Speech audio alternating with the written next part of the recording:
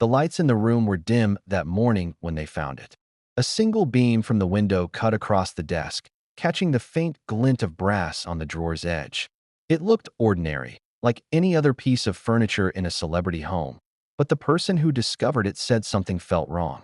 The drawer didn't fit quite right. It was heavier, sealed shut, and carved faintly on its underside. Almost invisible unless you tilted your head and squinted, were two letters, MM. At first, no one dared to open it. The estate staff had been under strict orders to leave certain personal belongings untouched. But the team inside that California mansion wasn't there for housekeeping. They were investigators, and this was no ordinary inspection. Before we continue, please hit the like button, subscribe to the channel, and turn on the notification bell for updates. They were following a trail, one that led from a series of encrypted messages to a safe deposit box in Beverly Hills, and now to this drawer. What lay inside would shake the very foundation of the royal narrative the world thought it knew. Because the letter wasn't just a note. It was a plan. And when they finally opened it, the words written in black ink revealed something that made even seasoned agents go silent. "This isn't about love," the note said. "It's about legacy." That single line would go on to redefine the entire Meghan Markle story. But the truth behind that letter is far darker, far more calculated than anyone could have imagined. So let's rewind, because to understand why this discovery matters, you have to understand the game Meghan was allegedly playing long before she met Prince Harry. Think back to 2014. Meghan was not yet a duchess, not yet a global icon. She was an actress, known for her charm, her advocacy, and her role on a hit legal drama. But according to one former associate, Meghan had already started writing her future. Literally. They say she kept a vision journal, a book filled with quotes, plans, and even letters to herself about what she wanted her life to become. Ambitious? Absolutely. Unusual? Not really.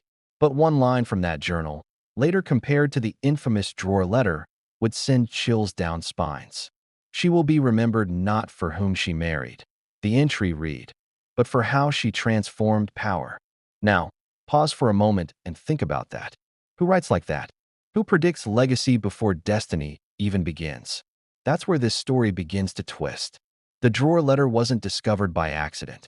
Sources close to the investigation say it was found during a review of personal correspondence linked to a broader inquiry into international financial and security connections between former royal staff and US-based enterprises. In plain terms, a lot of people were looking where they weren't supposed to. And when they came across that locked drawer, they found something that didn't belong in a fairy tale. Inside was a single envelope, sealed with wax that had partially melted from time. It carried no royal emblem, just a name, written in Meghan's distinct cursive, a name that has been redacted from every public record since. The FBI's documentation refers to it only as Letter A. Letter A wasn't just personal correspondence, it was a blueprint.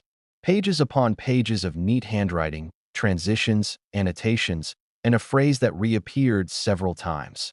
Exit with dignity, emerge with dominance. What did that mean? Exit what? Emerge where? And why did the phrase global media positioning appear in the margin beside it?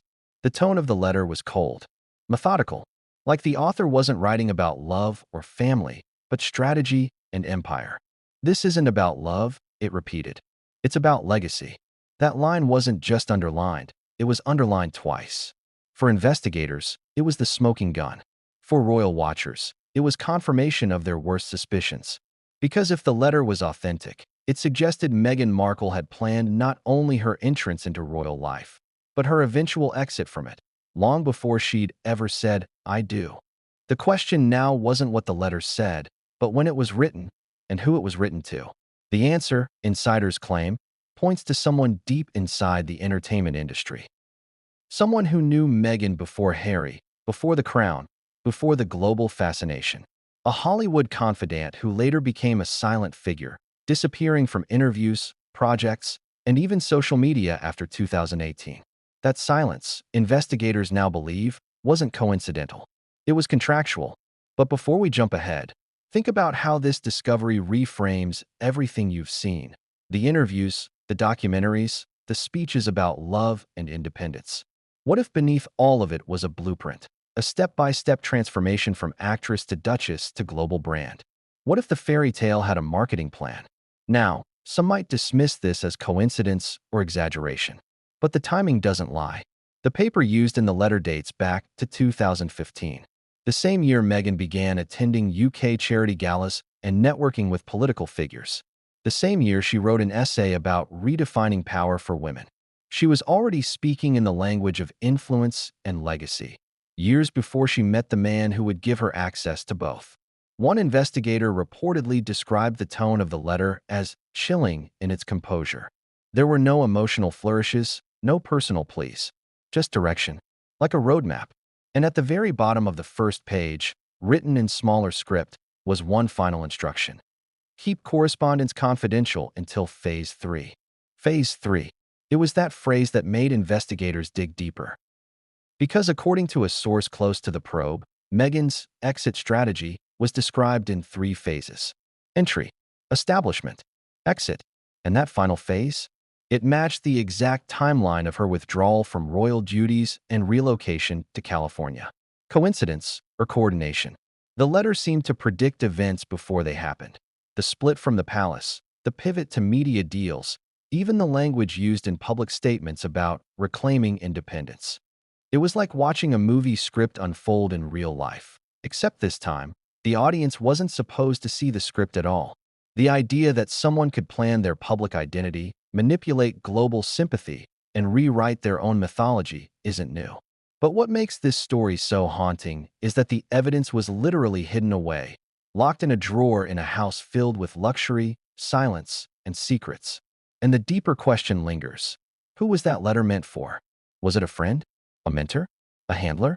Or was it, as one source speculates, addressed to someone within the royal orbit, a bridge between Hollywood and the palace who could make introductions discreetly, manage optics quietly, and shape perception before love ever entered the equation? One redacted line from the FBI transcript reads, "The exchange must appear organic. It cannot be traced to prior contact." If that line is real, it changes everything, because it suggests Harry wasn't just the love interest. He was the final piece in a much larger design. Now, to be fair, Meghan's defenders argue she was always ambitious, strategic, and driven. None of that is a crime. But the tone of that letter doesn't sound like ambition. It sounds like calculation. And the phrase, "this isn't about love, it's about legacy," that isn't the language of romance. It's the language of empire building. The world saw a love story. The letter described a takeover.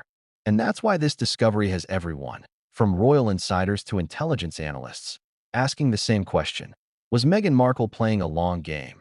And if so, who helped her write the rules? The deeper investigators looked, the more connections they found.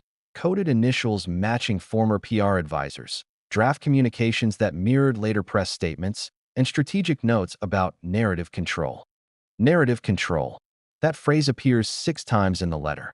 You can almost hear the intent. Shape the story before the story shapes you. It's ironic, isn't it? The woman once accused of being silenced by the palace may have been the one orchestrating the loudest narrative of all. The FBI hasn't officially commented on the letter, citing ongoing reviews of its authenticity and context. But what they did confirm is that the drawer, the stationery, and the handwriting are real. The ink dates to mid-2010s. And every comparison points to one person. The atmosphere around that California property has changed since. Friends describe a tension in the air, a fear of what else could surface. Because if one letter was hidden, how many more were there? And if this was letter A, what did letter B contain? For now, the world has seen only fragments, redacted paragraphs, leaked phrases, whispers between insiders. But even those fragments paint a chilling picture. A woman who saw the monarchy not as destiny, but as opportunity. A woman who studied every move before making her own. And a line underlined twice, as if to ensure history wouldn't miss it. This isn't about love, it's about legacy. Those 7 words have now become the echo at the heart of a royal mystery. They linger because they contradict everything we've been told. And they matter because they raise one impossible question. If this letter existed before the marriage, what was real and what was performance? The fairy tale, it seems, might not have been written by fate, but by a woman with a pen and a plan. But the letter doesn't end there. There's something else written on the final line, smaller, harder to see until the light hits just right. It's not a name, not a date, just 3 words. Phase 3 complete. And if that's true, if this was written years before the royal exit, then the story isn't over. It's only just beginning. Because the letter didn't end when it was found. It began unraveling a sequence of events that would expose connections, challenge alliances, and reveal just how deep this legacy plan might go. And what came next would change everything. Because once the investigators realized who the letter was meant for, they knew they weren't just looking at personal correspondence anymore. They were staring at the foundation of an empire built in secret. And no one, absolutely no one, saw it coming. It started with a whisper. A single line buried in an internal memo. Re-examine the California property for undisclosed personal effects.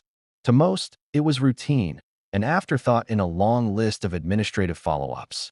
But to the small team dispatched that morning, it would become the turning point of an investigation that would ripple across continents. The house itself was quiet. Too quiet.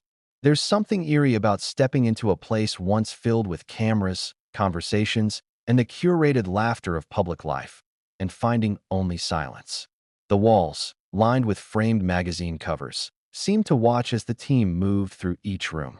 The air smelled faintly of lavender and paper, the scent of something deliberately preserved. One agent, a woman with sharp eyes and a soft voice, noticed the writing desk immediately. It was positioned perfectly, facing a sunlit window overlooking the garden. The kind of view that would make anyone want to write. She paused, gloved hands hovering over the polished wood, and said almost to herself, "Someone spent a lot of time here." And that's when she saw it, the drawer. At first glance, it was unremarkable. A simple, narrow compartment beneath the desktop, barely large enough for a few pens and envelopes. But the handle didn't move when she pulled it. It resisted, stiff and unyielding, like it hadn't been opened in years. She tried again, harder this time. Nothing. Another agent joined her. "Stuck?" he asked.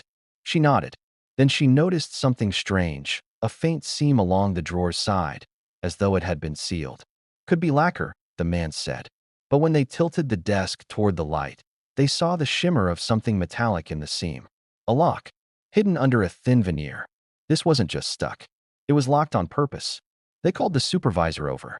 Within minutes, a small toolkit appeared. A whisper of metal against metal, a careful twist of the pick, and then, click. The drawer slid open. Inside was a small, velvet-lined compartment. At first glance, it looked empty. But as the light shifted, something inside caught the reflection. A sliver of paper, folded several times, its edges yellowed with age. The woman reached in slowly, almost reverently. When she lifted the paper, she realized her hand was trembling. It wasn't just a note. It was an envelope, sealed, and written across the front.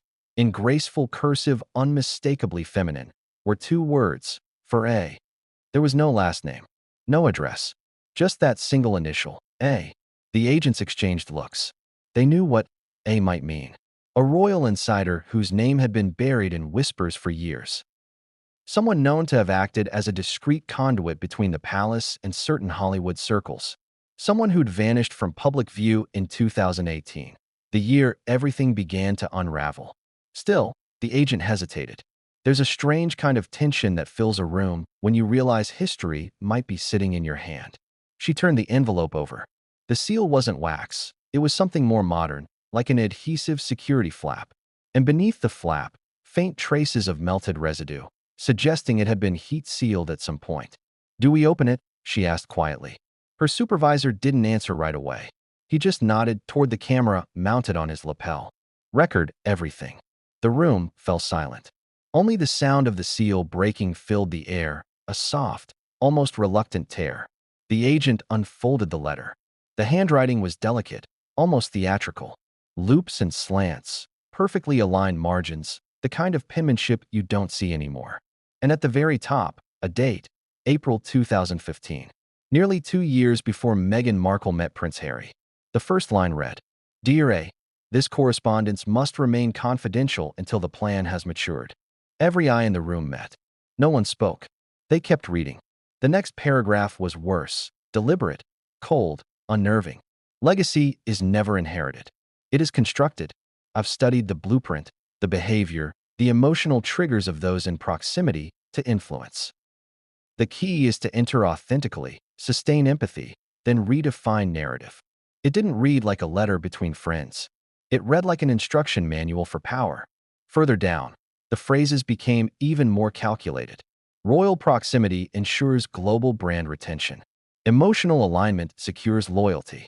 Phase 3 ensures long-term independence. They didn't understand what Phase 3 meant, not yet. But one thing was clear. Whoever wrote this wasn't discussing love, marriage, or destiny. They were outlining an operation. The woman holding the letter whispered, "This can't be real." But it was. Every fold, every stroke of ink matched known samples of Meghan's handwriting. Later, forensic analysis would confirm it. Still, at that moment, disbelief filled the air. Because this letter wasn't talking about a relationship. It was talking about strategy. The third paragraph read, "Emotions are secondary to perception. The goal is not affection, but alignment, strategic pairing that ensures mutual advancement. It must appear organic. It must never appear rehearsed." It was the word rehearsed that caught everyone's attention. Rehearsed. As though every smile, every laugh, every chance meeting was planned like a scene from a show. And then came the line that would later appear in headlines, documentaries, and whispered conversations among palace aides. "This isn't about love, it's about legacy." The phrase was underlined twice. The woman reading aloud stopped there. Her voice cracked slightly, though she didn't want to admit why. Maybe it was the eeriness of seeing someone plan their own myth. Or maybe it was the dawning realization that every romantic gesture the world had witnessed might have been part of a script written years earlier. The supervisor broke the silence first. "Bag it. Seal it. Document every inch." They followed protocol, photographing the drawer, the envelope, and the surrounding contents. But when they lifted the velvet lining, they found something else, another folded note. Smaller, torn along one edge. This one wasn't sealed. It looked rushed, scrawled in darker ink, as if written during a moment of emotion. Only a few words were legible. "Don't contact until instructed. They'll believe what they see." And beneath it, a strange symbol. A simple crown drawn in pen, but with a small heart beneath it, half shaded, half empty. The symbolism wasn't lost on anyone. Over the next few hours, the property became a controlled zone. Devices were confiscated, documents logged, and the drawer itself removed entirely for examination. But the letter, the infamous letter A, would become the center of everything. News didn't break immediately. These kinds of findings never do. They sit quietly in classified reports, whispered about in corridors, until one person leaks a detail too many. And that's exactly what happened 6 weeks later, when a single journalist, one with a long history of covering royal scandals, received an anonymous envelope containing photocopies of the letter's first 2 pages. Those pages alone were enough to ignite the storm. "Legacy over love," the headline screamed. "Meghan's chilling premonition," others wrote. Did she plan her exit before she entered? Public reactions split down the middle. Some called it fabricated, a cruel attempt to discredit a woman who had fought against an institution. Others called it the missing piece, proof of manipulation, strategy, and deceit. But inside the investigation, the tone was different. Because there were more questions than answers. Why was the letter locked away instead of destroyed? Why? And most importantly, why did the letter reference a 3-phase plan that perfectly mirrored Meghan's trajectory, from actress to duchess to global media icon? To the team, it looked less like a love story and more like a chessboard. Each move calculated, each piece placed. Entry, when the public. Establishment, cement influence. Exit, control the narrative. It was all there, hidden in a desk drawer. When investigators examined the ink, they found traces of a specific fountain pen, a limited edition Montblanc model often gifted in Hollywood circles. Its serial number, faintly etched on the cap, matched a pen Meghan had been photographed using in 2016. Coincidence? Maybe. But when they compared the pen's pressure marks, the match was nearly perfect. The letter was authentic. Still, the question haunted the team. Why keep it? If this was a plan, why not destroy the evidence after the exit was complete? One theory emerged, and it's the one that chills even the skeptics. She kept it because she wanted it to be found. Think about that for a moment. If legacy was the goal, What better way to ensure it than to leave behind a breadcrumb trail of brilliance, control, and controversy? What if the letter wasn't a confession or a mistake, but the final act of a carefully staged performance? Every narrative needs a revelation. Every empire needs a myth. And maybe, just maybe, this was hers. After the letter was secured, the team noticed one last detail: a faint indentation beneath the velvet lining of the drawer. When they pressed it, a small compartment clicked open. Inside lay a flash drive. Its label was blank, but the drive contained a single document. Encrypted, password protected. The file's title? Legacy_3. It would take weeks before forensic analysts decrypted the file. But when they did, what they found didn't just confirm the letter, it expanded it. And the revelation inside that file would prove one thing beyond doubt. This wasn't improvisation. It was design. The story of that file is for another chapter. But as the agents packed the desk, sealing it in protective casing, one of them whispered something that later made it into the official report's margins. She wrote her own prophecy. And as it turned out, that prophecy was just beginning to unfold. Because the moment the news broke about the letter, the walls around the royal family trembled again, not because of scandal fatigue, but because this time, there was handwriting to prove it. But the most haunting part wasn't what the letter said. It was what it implied, that before the world ever met the Duchess of Sussex, Meghan Markle had already envisioned her exit as royalty's greatest act of reinvention. And if the drawer held one letter, who's to say it didn't hold another? What came next would force even the most loyal defenders to question what was real and what was rehearsed. Because when the FBI decrypted the second file, they found something that no one in the royal family was prepared for. And it began with a name. But that was only the beginning. The drawer was open. The truth was out. And the story, her story, was only about to get darker. Because the second letter wasn't written to A. It was written to someone else. Someone inside the palace. And when investigators read that one, everything changed. Everything. Before there was a duchess, there was an actress. And before the actress, there was a strategist. That's what one Hollywood insider said, their voice trembling as they spoke to investigators months after the drawer discovery. She was always thinking 5 steps ahead, they confessed. Always watching, always learning. She didn't just want fame, she wanted immortality. The letter marked for A had sent shockwaves through the investigation, but what made it truly explosive wasn't the writing itself. It was the identity of the person it was addressed to, A. A single initial that stood for a real person, someone who knew Meghan Markle long before the world did. Someone who, it turns out, might have helped craft the earliest version of the legacy plan. Her name has never been fully released to the public. Legal redactions, confidentiality clauses, and powerful lawyers have ensured that. But multiple sources, speaking under anonymity, described her the same way: a Hollywood fixer. A woman who specialized in turning ordinary careers into household names. The kind of person who could make a B-list actor's phone ring in Beverly Hills, get them photographed accidentally, leaving a charity gala, and have their name trending by morning. In Hollywood, these people are the real power brokers. And A was one of the best. She was discreet, methodical, and expensive. Celebrities didn't just hire her, they trusted her with their entire public image. And that's why, when the FBI realized the letter was addressed to her, everything clicked into place.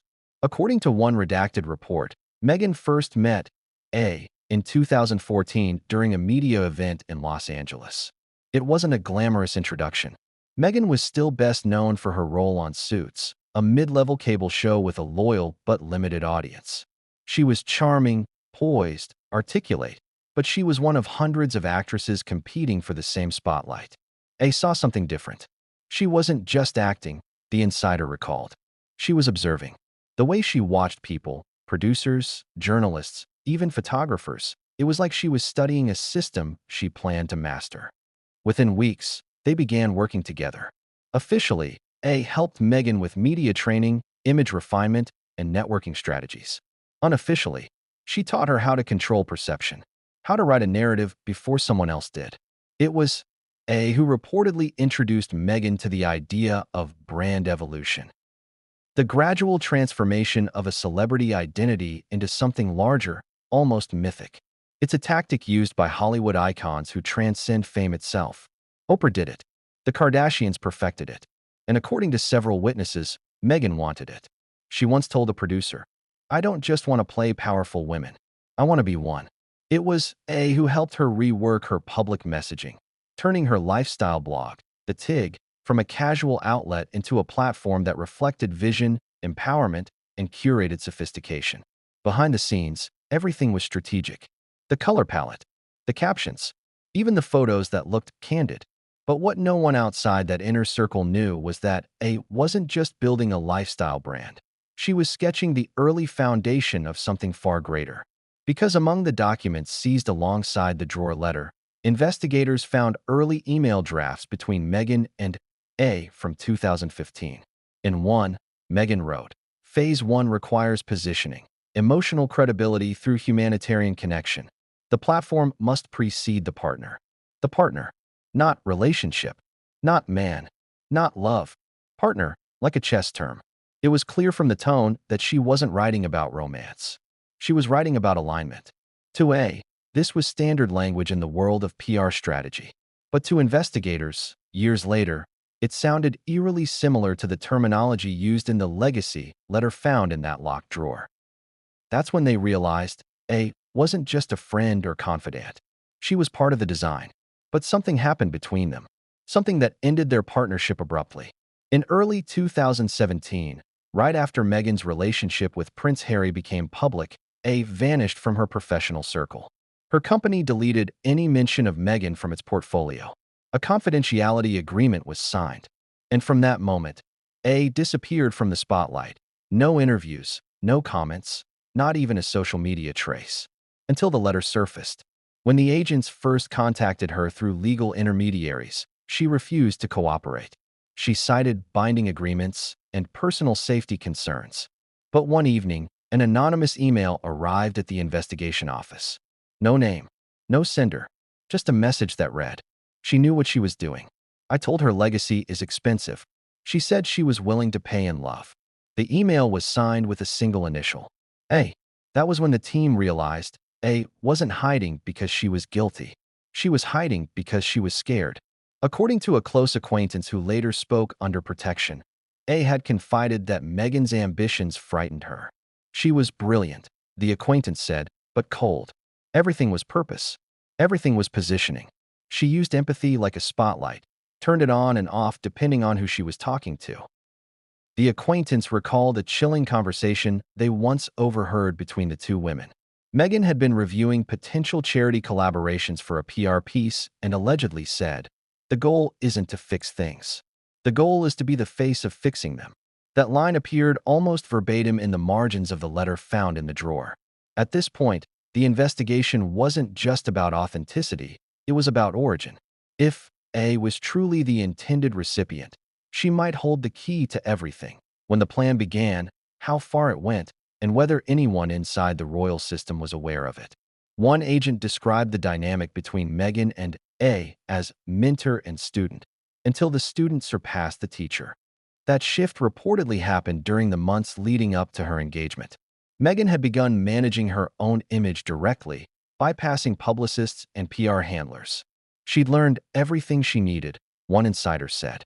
She didn't need A anymore. She was A. Still, A kept one thing, a copy of the original correspondence that Meghan sent her in 2015. She'd locked it away, never expecting anyone to find it again. But when the FBI tracked her down and showed her the recovered letter, her reaction was immediate. She went pale. Her first words were she kept it. When pressed for clarification, A reportedly admitted that was supposed to be destroyed. It wasn't just personal. It was dangerous. Dangerous how? Because, she claimed, the letter didn't just map out Meghan's ambitions. It named people, public figures, intermediaries, even media executives, who were part of what she allegedly called the alignment network. That phrase appeared nowhere else in any known documents, but it suggested coordination, an organized effort to engineer influence, image, and narrative. And if true, it meant the story of the locked drawer letter was only the surface of something much larger. According to A, Meghan's Phase 1 was simple: visibility. Establish global recognition through advocacy and charm. Phase 2 was partnership, not just with Harry, but with an institution powerful enough to grant credibility. And phase 3 was exit, retaining the fame, shedding the restriction. She said it was like molting, A confessed. You shed the shell, but keep the shine. After that interview, A vanished again. She left the country under an alias, reportedly relocating to Europe. Her former office was cleared out within a week. Not even her staff knew where she went. But the FBI had her testimony, and it changed everything. Because now the letter wasn't just a standalone mystery. It was part of a chain. Each document, each coded phrase, each reference to alignment connected back to that early Hollywood mentorship, a mentorship built on perception, power, and precision. And yet, as revealing as A's involvement was, one thing she said stood out above all. She wasn't heartless, A told them quietly. She really did want love, but she wanted to own love, to control it, to make it part of the story she was writing about herself. And that's why she wrote that line. This isn't about love, it's about legacy. It wasn't bitterness, A explained. It was a statement of focus. Meghan didn't believe love lasted, but legacy did. And in her world, legacy was everything. That line would become her brand, her prophecy, and her curse. As investigators pieced together the timeline, one new discovery surfaced, a digital note found in a private drive belonging to A. The file was dated May 2015, a month after the drawer letter's date. The note read, M has begun correspondence with UK intermediary. Timeline accelerating. Narrative shift in motion. Target visibility. Humanitarian engagement through British media exposure. It was signed A, and that was when the entire investigation shifted gears. Because UK intermediary meant one thing. Someone across the Atlantic had already been contacted before Meghan ever met Harry. Someone close to the royal inner circle. Someone who could open doors. That intermediary would become the key to connecting Hollywood ambition with royal opportunity, a bridge that turned a plan into destiny. But that name wouldn't surface until the next phase of the investigation. Because buried within A's recovered files was a clue that would lead agents across the ocean. To London, to Kensington, to a quiet meeting between a royal staffer and a rising actress who said she wanted to make a difference. And what happened in that meeting would set the next phase of the plan into motion. Because as it turns out, A wasn't the only one receiving letters. There was another recipient. And the letter Meghan sent them would make even the legacy note look tame. But before investigators could get there, they had to uncover one last secret hidden inside A's old office, a forgotten message, one that revealed what really ended their partnership. It wasn't a contract. It was a warning, written in Meghan's own handwriting. And it read, "Thank you for everything. But from here on, I write my own story." That story had only just begun, and what came next would prove that she meant it, in ways no one could have predicted. Because the next letter wasn't written in Los Angeles. It was written in London, and its recipient wasn't a Hollywood fixer.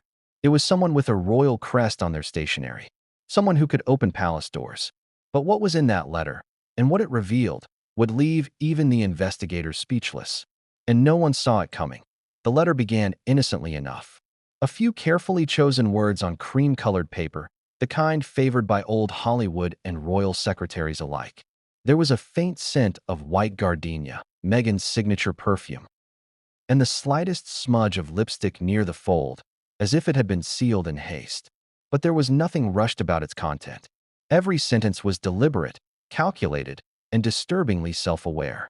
When investigators first unfolded it under controlled lighting, the handwriting appeared almost elegant, hypnotic even, perfectly balanced between cursive flow and sharp, assertive strokes. It was the kind of handwriting that betrayed control. And as they began reading, one thing became clear. This wasn't an emotional letter written in a moment of passion. It was documentation. The first line read, "Dear A, I trust this finds you in good spirits. I have taken your advice about long-term visibility, and I now see what you meant when you said legacy requires structure, not sentiment." Already, the tone was unnerving. No warmth, no affection, just an acknowledgement. A businesslike continuation of an idea already in progress. The next sentence was worse. "You were right. Emotions cloud efficiency. Attachment is distraction. If one desires lasting influence, one must architect it through alignment rather than affection." alignment rather than affection. Those words would later become the heart of countless debates. Was this the musings of an ambitious woman preparing for fame, or the first confession of someone plotting her own mythos? The investigators continued reading. The next paragraph struck a colder tone. I have met several individuals with the right kind of access. Not fame, not glamour, but influence that lives behind velvet doors. The kind of people who are remembered not for their faces, but for their fingerprints on history. That is where the real power lies. The phrase velvet doors was later cross-referenced by analysts, believed to refer to private events frequented by elite social and political figures. These were not Hollywood red carpets. They were private gatherings, invitation only, where conversations shaped legacies and reputations were traded like currency. According to digital metadata, this letter was written in early 2015, 2 years before the world saw the first photograph of Meghan and Prince Harry together. 2 years before that chance meeting at a London dinner party that reportedly changed everything. But this letter, this precise, chilling correspondence, suggested that chance had little to do with it. The middle section of the letter revealed Meghan's growing fixation on the concept of entry. She wrote, "Access is earned through curiosity disguised as humility. They like to feel discovered, not pursued. To enter that world, one must not appear as an outsider reaching upward, but as an equal walking beside." That line, analysts later noted, mirrored her eventual public approach with Harry, never appearing starstruck, never deferential. Always confident, always poised. Then came a sentence that would haunt investigators for weeks. There will be one whose empathy outweighs his caution. That is the entry point. The room fell silent when that line was read aloud. The investigators didn't need to guess who the one might be. At this point in the letter, Meghan's tone shifted slightly. The writing became faster, almost breathless. It was as if she had entered a kind of rhythm, planning, predicting, envisioning. The letter continued.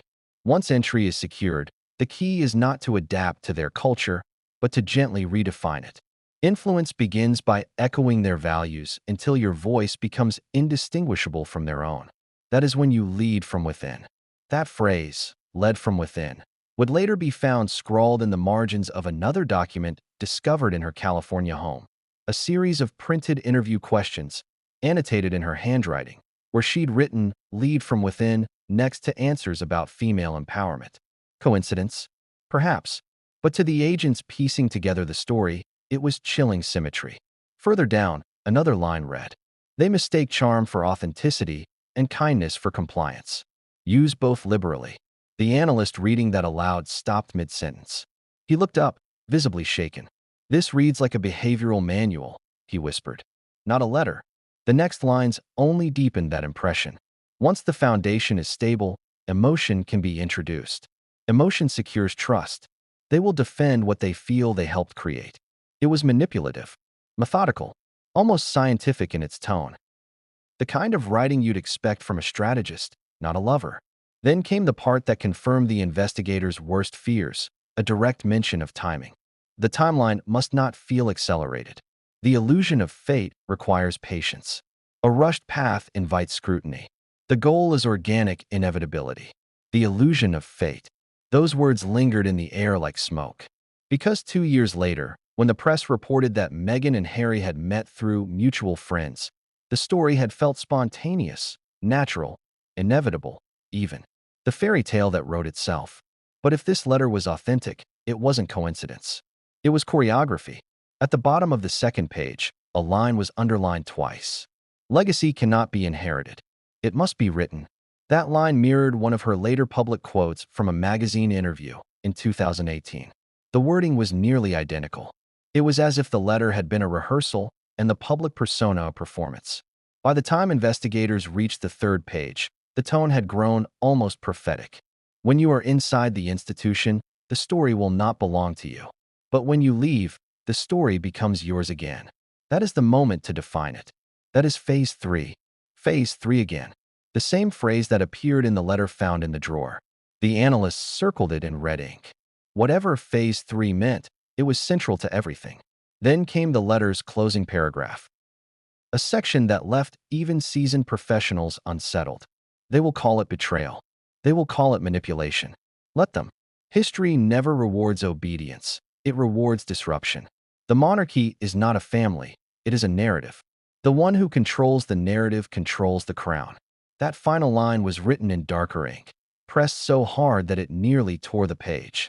The FBI's forensic team later confirmed that the pressure marks indicated emotion, a rare deviation from the rest of the letter's controlled handwriting. Whoever wrote that line believed it. After reading it, one investigator reportedly muttered, "She wasn't playing the game. She was rewriting it." But what made the letter so alarming wasn't just its content. It was its precision. Every line seemed to foreshadow future events. The whirlwind romance, the public adoration, the press conflicts, the dramatic royal exit, and the lucrative media deals that followed. And then there was the date, April 2015. That date alone raised questions that rippled through the investigation. If Meghan had already conceptualized a legacy strategy 2 years before meeting Harry, was the relationship ever truly organic? Or had it been, at least partially, an opportunity spotted by a woman who'd been trained to recognize doors of influence when they opened? Even more haunting was a small marginal note written in the corner of the page, almost as an afterthought. "Remember, empathy sells better than ambition." Those words would echo years later in her speeches about compassion, kindness, and self-empowerment. The irony wasn't lost on anyone reading them now, but the investigators knew there was more. The final page contained faint indentations, impressions left by another sheet of paper that had once been laid on top of it. Using light-angle analysis, they deciphered fragments of what had been written on that missing page. The fragments read, "Cover name, pending confirmation. Media introduction via friend of," the name redacted. "Secure mutual trust through vulnerability." It was the mention of vulnerability that unnerved everyone. In her later interviews, Meghan often spoke about vulnerability as a strength. But here, the word seemed weaponized, an intentional emotional tactic, not an authentic sentiment. When the team compiled their findings, the report's lead investigators summarized it bluntly. "This is not a love letter. This is a script." But it wasn't just a script for romance. It was a master plan for power, one written in ink years before the world realized the stage was being set. What made it worse was what came next. Because attached to the bottom of the letter, folded neatly in half, was a smaller note in Meghan's handwriting. It read, "If things progress faster than anticipated, remember to control the pace. Public sympathy must always outpace suspicion." That single sentence would define the next decade of her public life. Every controversy, every headline, every dramatic revelation seemed to follow that logic. Public sympathy always outpacing public doubt. But as the investigators looked closer, they noticed something else. There were faint fingerprints on the envelope, two distinct sets. One belonged to Meghan. The other, they would later confirm, belonged to someone from inside the royal household. Someone who'd handled the letter long before it was discovered. And that discovery opened an entirely new line of inquiry. How did a Hollywood letter, written years before the royal romance, end up in proximity to royal property? Had it been shared, hand-delivered, or leaked by someone within the palace itself? Theories spread like wildfire within the investigative team. Some believe the letter was sent to a palace aide who had been quietly briefing Meghan on royal protocols long before her official introduction to Harry. Others suspected a journalist with royal connections had acted as an intermediary. But the most chilling theory was also the simplest, that someone inside the palace had been expecting her. That theory, if true, meant Meghan's entry into royal life wasn't accidental at all. It was coordinated. And if that were the case, then the letter's true audience might not have been A at all. It might have been someone else entirely. Someone who stood at the threshold of two worlds, Hollywood and the crown, and made introductions that changed the course of history. But to prove that, investigators needed one more piece of evidence. And they would find it, just not where they expected.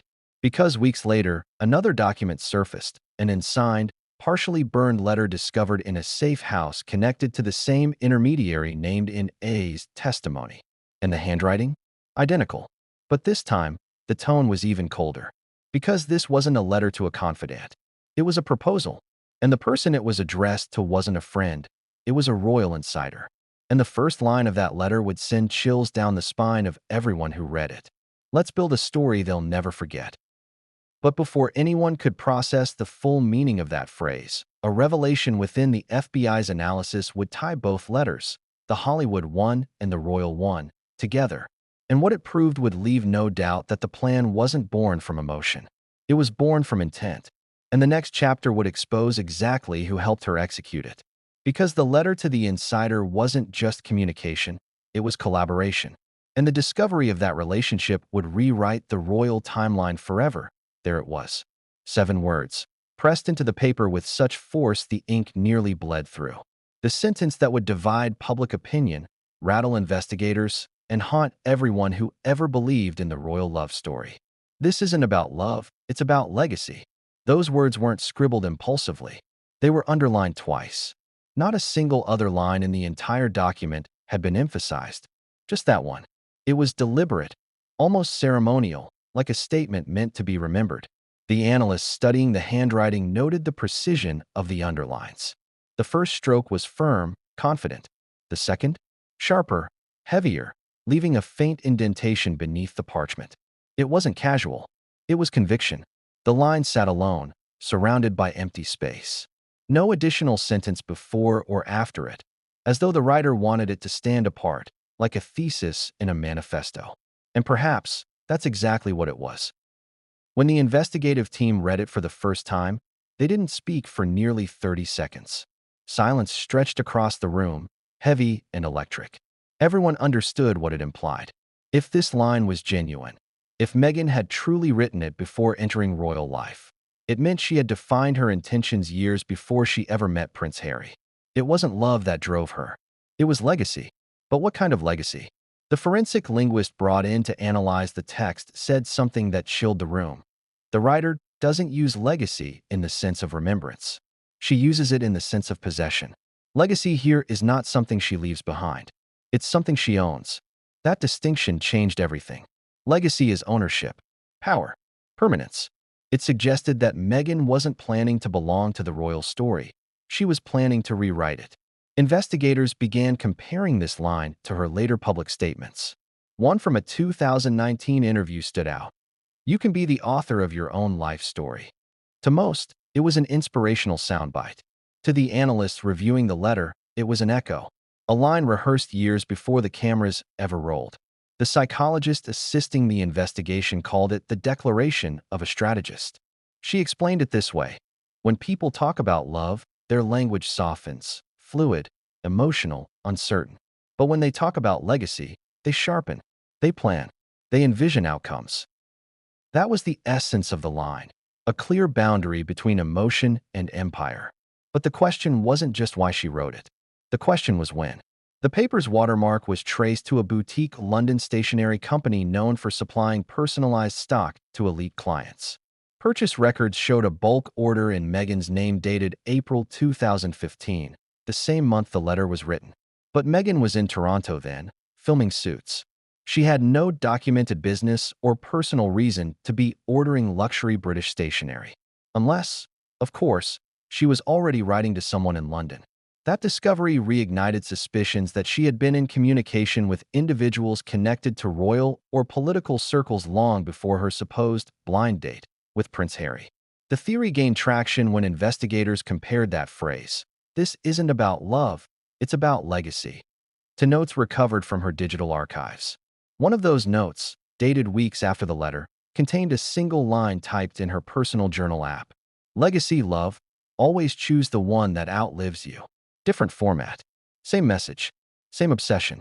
And as the analysts dug deeper, they found even more echoes of that line across her early public work. Blog posts, interviews, even motivational quotes she shared online contained traces of that same mindset, subtle, coded, but consistent. In a 2015 TIG entry titled "Becoming More," she wrote, "Don't chase people. Build things that last longer than affection." It sounded harmless then, empowering, even. But in context, it felt eerily similar to the mindset captured in that underlined sentence. The more they examined it, the more the investigators realized this wasn't just a phrase. It was her philosophy. But why underline it twice? Why make it stand out in a letter otherwise devoid of emotion? A handwriting analyst who'd studied political documents and psychological manifestos explained it best. Double underlines are a signal of finality. The writer isn't emphasizing, they're declaring. It's an oath. An oath. That word made the room colder. Because if the phrase was an oath, then everything that followed, the romance, the marriage, the exit, could have been steps in a vow to legacy, not love.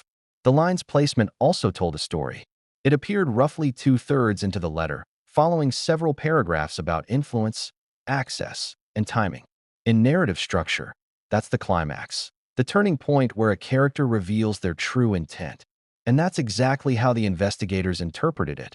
As the moment the mask slipped, they began calling it the underline oath. What they didn't expect, however, was what came next. When the FBI ran a comparative language analysis across other communications, they discovered that the same phrase, almost word for word, appeared in an encrypted message sent from Meghan's personal email to an associate in the media industry. The message read, "Oh, trust me, this isn't about love, it's about legacy. Keep everything under control." The message was dated 2016, a year before her engagement, a year before the fairy tale began. Now, this could have been coincidence. Maybe she used the same phrase metaphorically, expressing frustration about her career, not her relationship. But context didn't support that. The message contained references to visibility, British coverage, and image coordination. And those references aligned too neatly with the timeline of her first introduction to London's elite circles.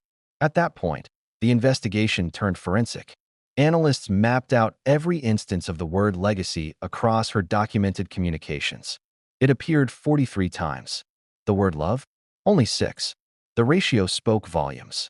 It painted a picture of someone whose emotional vocabulary was built around influence, control, and permanence, not affection or intimacy. But there was one more discovery that cemented the meaning of that line forever. When agents re-examined the letter under ultraviolet light, they noticed faint residue beneath the underlined words, as if the writer had once written something else, erased it, then replaced it. Through chemical analysis, they recovered fragments of the erased sentence. It read, "This isn't about happiness, it's about history." That had been the original line. She had changed happiness to love and history to legacy. That change wasn't small. It was seismic. It meant she'd shifted the focus from personal fulfillment to relational conquest, from history, a shared story, to legacy, a personal monument. One investigator whispered, "She upgraded the word." It was chillingly true, because that's what the whole letter seemed to do. Take common human feelings and upgrade them into instruments of strategy. In her world, love wasn't emotion. It was leverage. That understanding reframed every future event in the royal timeline. The engagement interviews, the public speeches, even the teary confessions in later documentaries, all of it took on a new shade of meaning. Was it possible that every emotional beat had been meticulously curated to feed the legacy she'd already written about years before? One royal historian working alongside the team said something that perfectly summarized the weight of that discovery. She didn't marry into a monarchy. She merged with it, long enough to extract its myth, then rebrand it. And that's precisely what the underlined sentence symbolized. A merger, not a marriage. But there was still one piece of the puzzle missing. Who saw this letter first? Because under the second underline, faint, barely visible to the naked eye, was a smudge of blue ink. When magnified, it appeared to be another person's note. A response. 3 words, understood and agreed. It wasn't Meghan's handwriting. And that discovery changed everything. Someone had seen the letter. Someone had written on it. That small, faint annotation proved the letter hadn't been hidden away immediately. It had been read, acknowledged, and possibly acted upon. Investigators launched a new phase, tracing who might have written that note. The ink was analyzed, the handwriting compared to known samples of staff, aides, and intermediaries. It didn't match any of the Hollywood circle. It matched someone else entirely, a member of the royal household. Specifically, someone who had once handled external correspondence for high-level introductions, the very person rumored to have arranged the blind date. Suddenly, everything connected. The stationery ordered in 2015, the encrypted messages from 2016, the underlined sentence with a mysterious, understood, and agreed. The pieces fit too neatly to ignore. And if that handwriting match was accurate, if that royal insider had truly read and acknowledged that letter, It meant one terrifying thing. Someone inside the palace knew. They knew about her ambitions, her philosophy, her legacy plan, and they didn't stop it. They may have even helped her. That revelation shattered the investigation's focus. What began as a probe into a private letter now evolved into an inquiry into possible collusion, a covert understanding between a royal insider and an outsider who saw the monarchy as a stepping stone, not a home. It made sense of something many royal staff had whispered for years. That certain individuals in the palace saw Meghan's arrival as a refreshing modernization, a chance to humanize the monarchy for a new generation. They didn't realize they were helping orchestrate their own undoing. The underlined sentence was more than a declaration. It was a warning. It wasn't about love, it was about legacy. And legacy, as Meghan once wrote, requires disruption. That disruption was now in motion.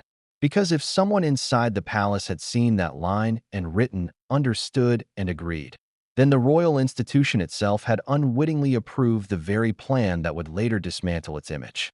But that note, that faint annotation, wasn't the only mark found on the letter. There was something else, hidden at the bottom corner, barely visible until the page was tilted in the light. A small, precise symbol, a five-pointed star drawn in blue ink. It matched the signature symbol used by Meghan's Hollywood confidant, in her own correspondence. That meant had seen the letter too. Both worlds, Hollywood and the palace, had touched this one piece of paper. And that connection, however fragile, was enough to prove the unthinkable.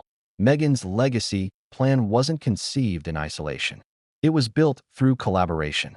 The double underline wasn't just emphasis. It was alignment. And now, investigators had to find out how far that alignment went. Because somewhere between the star at the bottom and the royal note in the margin, there was a hidden message, a truth about who helped Meghan cross from actress to duchess and from duchess to global brand. But the real revelation wouldn't come from the letter itself. It would come from the person who admitted to delivering it. And when that name surfaced, it would shake both Hollywood and the palace to their core. Because it wasn't just anyone. It was someone with direct access to both worlds. And their role in Meghan's legacy plan would change everything we thought we knew. Everything. The revelation hit like thunder. Someone inside the palace, a royal insider with proximity to both power and discretion, had not only seen Meghan's letter but had written on it, understood and agreed.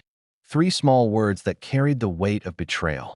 The investigation team knew immediately that this changed everything. The question wasn't whether Meghan had planned her legacy. It was who had helped her execute it. The handwriting comparison took days. Every known sample from royal staff, secretaries, assistants, and communications advisors was pulled, scanned, and cross-referenced. The system flagged 3 potential matches. 2 were quickly eliminated. The third, however, matched nearly perfectly. A palisade, mid-level, trusted but invisible. The kind of person whose face never appeared in photographs, but whose fingerprints were all over internal logistics. This was someone who managed correspondence, the delicate kind, the kind that never reached headlines but kept the monarchy running like an ancient, silent machine. His name, redacted in every official document, is known only as C. He had been employed at Kensington Palace for years, handling confidential outreach, scheduling engagements, and liaising with charities and international events. But he also had an unusual background, time spent in the media industry before entering royal service. That dual experience made him valuable. It also made him dangerous. The deeper the investigation dug, the clearer the connection became. Meghan hadn't simply written a letter into a void. She had sent it directly to C, and C had responded. The FBI team reconstructed the timeline. April 2015. The letter is written in Toronto. Late May 2015. The letter arrives in London through a private courier service registered to a PR firm with ties to both Meghan's network and British high society. June 2015. C receives the letter and acknowledges it. The blue ink note, understood and agreed, appears in his handwriting. At first, it looked like a one-way correspondence, an ambitious actress reaching for influence. But when the FBI accessed archived digital files, they found something far more damning. A series of encrypted email drafts in C's possession that used phrases almost identical to Meghan's. One read, The alignment is progressing. Visibility secured. Awaiting confirmation of introduction. Introduction. That single word lit up every red flag in the room. Because just 1 year later, in 2016, Meghan Markle would be introduced to Prince Harry at a private dinner arranged by mutual friends, an event that both parties later claimed was spontaneous, organic, love at first sight. But according to the letter, and now sees communications, that meeting might have been neither chance nor fate. It may have been planned. Investigators were careful not to jump to conclusions, but the trail of evidence was hard to ignore. Meghan's letter had outlined a three-phase strategy. C's emails mirrored the language of each phase.